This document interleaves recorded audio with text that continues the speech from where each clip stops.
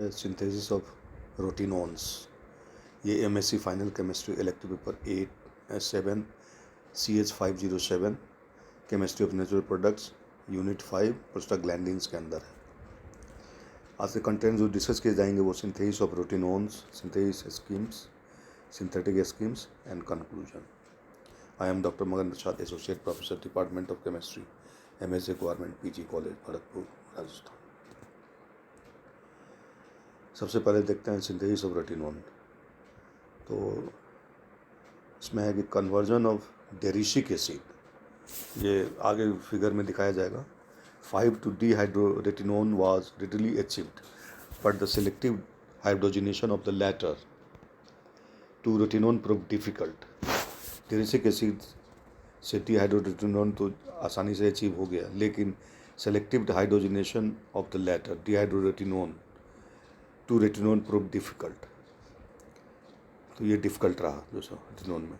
Ultimately in 1958 Miyano and Mitsui succeeded in synthesizing a rotinone from dehydroretinone by a two-step process involving reduction with sodium borohydride followed by open or oxidation of the resulting secondary carbinol 21। ये वाली चीज़ जो है so the entire sequence is given in scheme 1। Scheme 1 नीचे देखेंगे कैसे। The first step is a Hoesch condensation between tubinol hydrate 22 and methyl deric acid nitrile 23. The resulting compound 24 on treatment with phosphorus tribromide in pyridine underwent dehydration to yield racemic methyl derishate 25 on reaction with sodium acetate in acetic anhydride. 25 gave racemic dehydroretinone 3. The meta-retinone obtained from 3 by 2-step reduction oxidation mentioned above could be converted into minus retinone by refluxing with carbon tetrachloride when the natural retinone CCl4 separated out. Retinone is difficult to handle in the pure state as it is sensitive to light and oxygen, quickly decomposing to less toxic products. ये जो so pure state में handle करना difficult होता है क्योंकि ये light से sensitive होता है, ऑक्सीजन सेंसिटिव होता है, क्विकली डिकम्पोज हो जाता है लेस टॉक्सिक प्रोडक्ट्स में। In 1967, Seshadri and co-worker reported the synthesis of a simpler member of the retinoid family, namely mundeshirone via dehydromundeshirone 27. A key step in the synthesis was the selective demethylation, a technique developed and extensively exploited by Seshadri school of the 2-methoxyl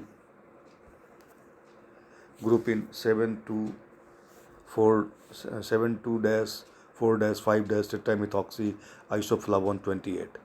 This was achieved by using anhydrous aluminum chloride in acetonitrile.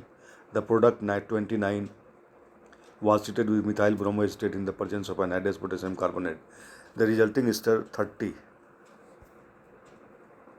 was subjected to a controlled alkaline degradation to obtain the disoxybenzoin derivative 31. This is a well-established procedure for the conversion of isoflavones to the corresponding deoxybenzoins by a retroclason excrement reaction. After methylation with diazomethane 31 could be readily converted into dehydromundeshirone 27 by heating with sodium acetate and acetic anhydride. Using this strategy, Seshadri and his co-workers also synthesized the pentacyclic compound dihydroelliptone 32. A novel feature of this method is the involvement of a backward step to facilitate further onward movement.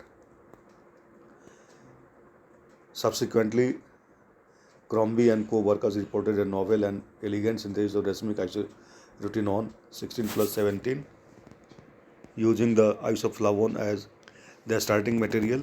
This compound on treatment with dimethyl sulfoxonium methylide gave the vinyl cumaranone 35 as shown in scheme 2. On treatment with pyridine 35 underwent a rearrangement to yield the target compound. Using this method, other retinoids including rotenone have been synthesized. तो सबसे पहले हम scheme first देखते हैं.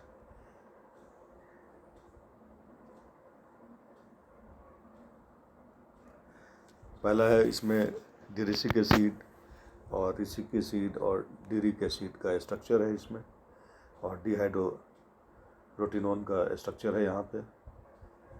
इसमें है scheme 1 में जो है 22 में हमारे पास जो रिएक्शंस है वो इस सीक्वेंस में दिखाया गया है स्कीम 1. और स्कीम 1 में जो भी 22, 23, 24 और 25 ये प्रोडक्ट जो है बन जा रहा है. और नेक्स्ट है 28, 27, 26, 27 एंड 26, 27, 28 ये बन जा रहा है इधर.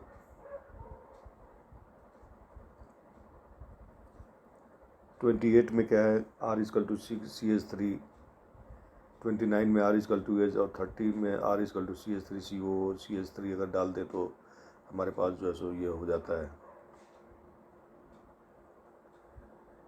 और 31, 32. तो इस तरह से डिफरेंट स्ट्रक्चर है, इसको कोरिलेट करके हम देख सकते हैं कैसे कैसे जो है सो स्टेप्स जो है सो रिड्यूस हुआ है रोटिनोन के सिंथेसिस के लिए जो है. तो एक एक करके उठाएंगे. बच्चों ऐसा करना कि स्टेप वाइज इस रिएक्शन को जो है सो लिखना, और किस में क्या क्या डालने पे कैसे कैसे क्या हुआ है उसको लिखते जाना जो है सो, जिससे कि क्लियर पिक्चर आ जाएगी जो है सो. अदर रेटिनोइड्स के सिंथेसिस में जो है Mundeserone was mentioned earlier. The tetracyclic compound is isolated from the bark of Mundelia sericea. Like rotenone, alpha-toxycarol 36 is also a pentacyclic compound. It occurs in several species of the genus Tephrosia T, Toxicara T, Obata, etc., as well as in species of dairy such as D. elliptica, Degalin 1037, which often co-occurs with alpha-toxycarol, lacks the hydroxyl group at position 11. Pecarichus erosus, commonly known as yam beans, Mexican turnip, Mexican yam or jicama contains several isoflavonoid compounds, including the retinoid Pecarichone 38 में देख सकते हैं ये है. Tephrosin 39 is interesting in the sense that it has a hydroxyl instead of H at position 1 and 2A in Digoilin. This compound has been isolated from the seeds of Tephrosia, Purpurea and T. vogeli. Final conclusion ये हम देखते हैं. Interest in the retinoids is continuing as they are considered to be comparatively safe insecticides and leave no toxic residues. Tephrosia vogeli is cultivated in several parts of Africa to enrich soil through biological nitrogen fixation. The abundant foliage can be easily collected. The leaves contain several retinoids and possess considerable insecticidal activities. Ongoing research has shown that these retinoids can be used to control cowpea, weevils, ticks and mites. They also show larvicidal activity and potential for controlling dengue fever. Biotechnological techniques have also been explored for improving the retinoid content of the leaves of T. vogeli. Thus, from the jungles of South America and Africa, the retinoids have been emerged not only as fish poisons but also as useful insecticide with a potential future. तो इस तरह से हम देखते हैं कि इसका कितना इम्पोर्टेंस है, और नॉट ओनली जो है सो ये फिश को पॉइजनिंग में काम आते हैं, बल्कि useful insecticide with A potential future. और इसका फ्यूचर भी जो सो पोटेंशियल फ्यूचर भी बहुत ही पोटेंशियल लिए हुए हैं. और इस तरह से इसको जो है सो बार बार रिएक्शन को लिख लिख के 1 बाई 1 स्टेप जो है सो इसके सिंथेसिस को देखना, कैसे जो है सो इसका सिंथेसिस अचीव किया गया है. स्कीम 1 का मेनली जो है सो स्कीम 1 का पहले देखना है, और उसके बाद फिर शेषाद्री एटल के द्वारा जो बनाया गया है उसको बाद में देखना चाहोगे तो देख लेना जो है. तो आज का टॉपिक हम यहीं पे समाप्त करते हैं. नेक्स्ट टॉपिक में हम जो है रिएक्शंस ऑफ रूटीन वन के बारे में डिस्कस करेंगे। Thank you.